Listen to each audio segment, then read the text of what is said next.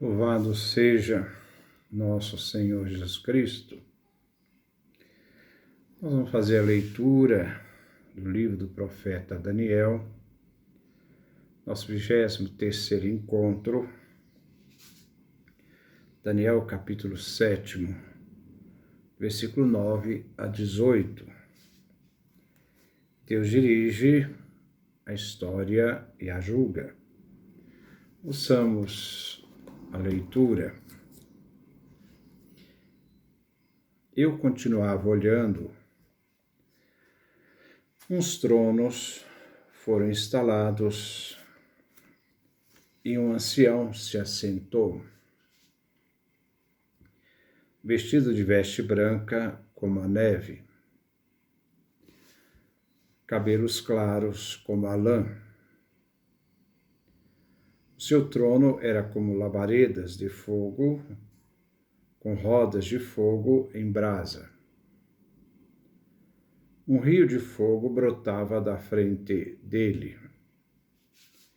Milhares e milhares o serviam, e milhões estavam às suas ordens. Começou a sessão e os livros foram abertos.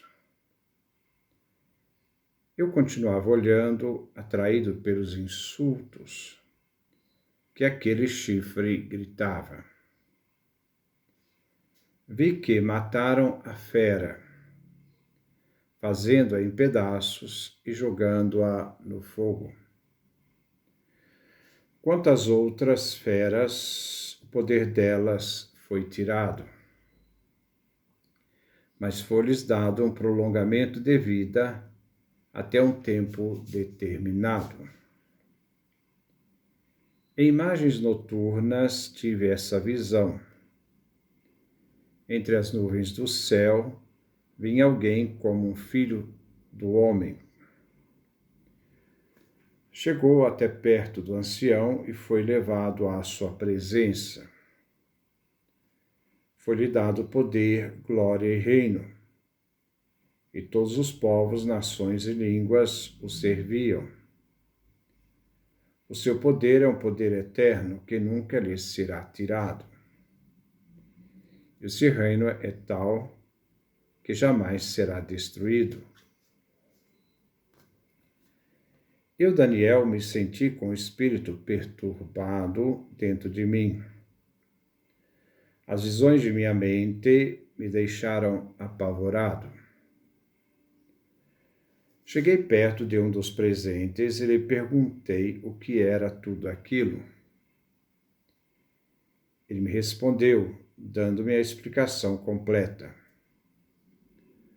As 4 feras enormes são os quatro reinos que surgirão na terra. Mas os santos do Altíssimo receberão o reino e o possuirão para sempre. Essa é a nossa leitura que nós vamos refletir no dia de hoje. Versículo 9. Eu continuava olhando. Uns tronos foram instalados e um ancião se assentou, vestido de veste branca como a neve, cabelos claros como a lã. O seu trono era como labaredas de fogo, com rodas de fogo em brasa. Encontramos aqui num texto apocalíptico que refere a visões, sonhos. As escatologias proféticas celebram um juízo universal. Antes que Deus instaurasse seu reinado, como vemos em Joel, capítulo 4, versículo 12 a 14, Isaías, capítulo 24, versículo 21 a 23. O trono é um assento do tribunal. Os tronos referem ao lugar onde várias pessoas se sentam, onde ali haverá um julgamento. Deus tem sua corte. O ancião é Deus, eterno, anterior a tudo que foi criado, que reina para sempre. Os cabelos claros como a lã, a veste branca, expressam que ele é venerável e reina no céu. O fogo que o rodeia o faz inacessível e radiante. Daniel, então, é aquele que, em sonho, assiste esta sessão do juízo de Deus. A descrição do ancião é solene. Descreve a imagem de Deus, um ancião juiz que contrasta com a caducidade da vida dos seres humanos e a perenidade, né, diante da eternidade de Deus. Jó capítulo 36, versículo 26, Salmo capítulo 102, versículo 25, 26. O trono de fogo pertence ao ancião, manifestando assim a teofania divina, a manifestação divina. O Deus anterior a tudo irá reinar para sempre. Salmo 55, versículo 20. Versículo 10.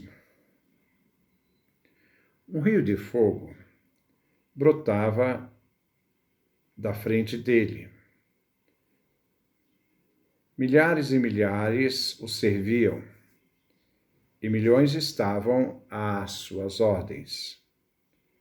Começou a sessão e os livros foram abertos, isto é, começou o julgamento. O fogo brota diante do ancião. A sentença é executada diante dele. Seus servidores são inumeráveis. Deuteronômio capítulo 33, versículo 2, Salmo capítulo 68, versículo 18. Os livros são abertos. Neles estão registradas as ações dos seres humanos. Isaías capítulo 65, versículo 6, Malaquias capítulo 3, versículo 16. Como também Salmo 56, versículo 9. Vemos uma cena sombria e silenciosa. Mas não podemos esquecer que Daniel descreve uma visão. Daniel descreve a abertura da sessão judicial do Tribunal Supremo de Deus, onde os livros se abrem. Os livros indicam as boas e más ações dos seres humanos, que ficavam registrados tendo em vista o mundo futuro. Versículo 11. Eu continuava olhando, atraído pelos insultos que aquele chifre gritava. Vi que mataram a fera, fazendo-a em pedaços e jogando-a no fogo. Sabemos que esse pequeno chifre é Antíoco Epífanes IV. Vemos a execução da sentença. As feras estão diante do Tribunal Supremo no final da história. A execução tem início pelo final. O chifre arrogante do Império Grego, que atingiu o limite da sua perversidade, e com ele, então, termina a sua vida, porque ele será jogado no rio de fogo, será consumido pelas chamas. O juízo foi definitivo. O fogo é um instrumento da vingança divina. Assim, o destino das feras iniciou-se aqui pelo último, o chifre, Antíoco Epífanes IV, onde a vontade divina se cumpre a respeito desta quarta fera. Esta fera foi então destroçada em pedaços, jogada no fogo da ira divina. E se trata do castigo que vem reservado aos ímpios. Versículo 12. Quanto às outras feras, o poder delas foi tirado, mas foi-lhes dado um prolongamento de vida até um tempo determinado. As outras feras perdem o poder, porém salvam a vida. Irão continuar como nação, mas não mais como impérios. Porque a etapa inaugurada com a destruição do Templo de Jerusalém por Nabucodonosor termina aqui e inicia uma nova etapa, em que as feras serão dominadas pelo Filho do Homem. Assim, os reinos humanos não são aniquilados, mas perdem a hegemonia do poder imperial, tendo um fim predeterminado, quando então serão submetidos ao povo dos santos do Altíssimo, isto é, ao povo judeu. Versículo 13. Em imagens noturnas, tive esta visão, entre as nuvens do céu, vinha alguém como um filho de homem. Chegou até perto do ancião e foi levado à sua presença. Continua a visão de Daniel. Havia aparecido antes feras, um leão, um urso, um leopardo. Agora aparece o Filho do Homem, uma figura humana, um indivíduo humano, oposto às bestas, isto é, às feras. Não vê nenhum ser humano dotado de título misterioso, nem um personagem, um ser celeste. Este é um ser humano que é levado à presença de Deus, o ancião. O Filho do Homem vem entre as nuvens, isto é, se relaciona com a esfera do divino. Enquanto os animais, feras, sobem do mar, o Filho do Homem é levado à presença do ancião. O mar é símbolo do mal. Na visão, o Filho do Homem, então, vem para Deus, para ser entronizado, sendo chamado a participar da realeza divina. Versículo 14. Foi-lhe dado poder, glória e reino, e todos os povos, nações e línguas o serviam. O seu poder é um poder eterno que nunca lhe será tirado, e o seu reino é tal que jamais será destruído. Neste versículo, o Filho do Homem recebe o poder que anteriormente tinha sido dado a Nabucodonosor. Com os mesmos termos, Daniel, capítulo 5, versículo 18. O Deus Altíssimo deu império e poder, glória e honra a seu pai Nabucodonosor. Mas a diferença está no poder que o Filho do Homem recebe, visto que o poder do Filho do Homem é eterno, e nunca ele perderá o poder que lhe foi dado. O ancião, Deus Pai, entrega ao Filho o poder e o reino. Deus é o Senhor da história e confia ao Filho do Homem este poder. Este Filho de Homem, cuja origem é divina, pois vem do céu. Pois é levado ao céu. Versículo 15. Eu, Daniel, me senti com o espírito perturbado dentro de mim. As visões da minha mente me deixaram apavorado. Com este versículo inicia a explicação da visão tida por Daniel. É uma interpretação alegórica, metafórica. Será uma explicação concisa, mas não exata, pois podem ter outras conotações e interpretações. Daniel suportou com paciência a perseguição dos poderosos da Babilônia. Ignorou com coragem o decreto de Nabucodonosor. não se recusou a ser lançado na cova dos leões, porque confiava em Deus. Agora, diante desta visão, o sonho se perturbou.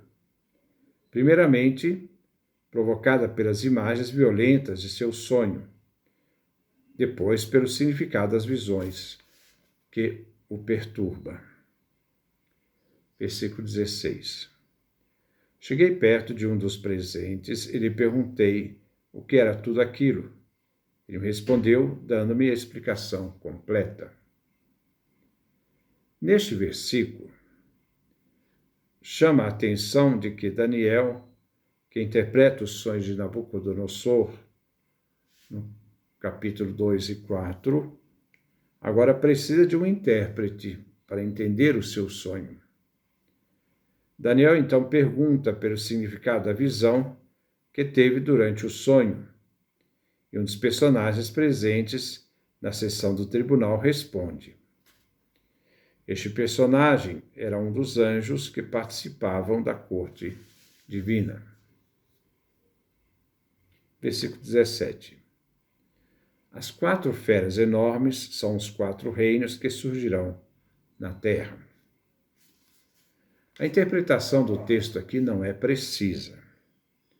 Alguns leem o texto e atribuem os 4 reinos assim dispostos.